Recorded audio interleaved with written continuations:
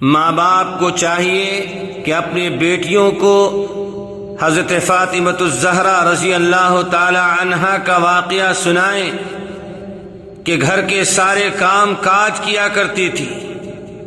جس کی وجہ سے تھک جایا کرتی تھی۔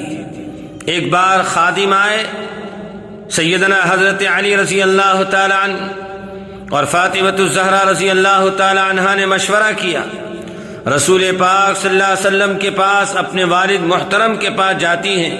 رسول پاک صلی اللہ علیہ وسلم گھر میں موجود نہیں تھے، واپس تشریف لے آئیں۔ اللہ کے نبی جناب رسول اللہ صلی اللہ علیہ وسلم جب تشریف لائے، معلوم ہوا تو آپ خود اپنی بیٹی فاطمۃ الزہرا رضی اللہ تعالی عنہا کے گھر پر پہنچ گئے اور دریافت کیا تو فاطمۃ الزہرا رضی اللہ تعالی عنہا نے سنایا کہ کام کاج کی وجہ سے بہت تھکان ہو جاتا ہے۔ قربان جائیے اس نبی معظم پر، اپنے لخت جگر جن کے بارے میں فرمایا الفاطمۃ بضعۃ، فاطمہ میری جگر کی ٹکڑا ہے۔ خادم موجود ہے لیکن آپ فرماتے ہیں کہ اے فاطمہ، خادم سے بہتر چیز تم کو دیتا ہوں اور بتلاتا ہوں کہ سوتے وقت سبحان اللہ، الحمدللہ، اللہ اکبر پڑھ لیا کر، ساری تھکان تمہاری اس دعا کی برکت سے ختم ہو جائے۔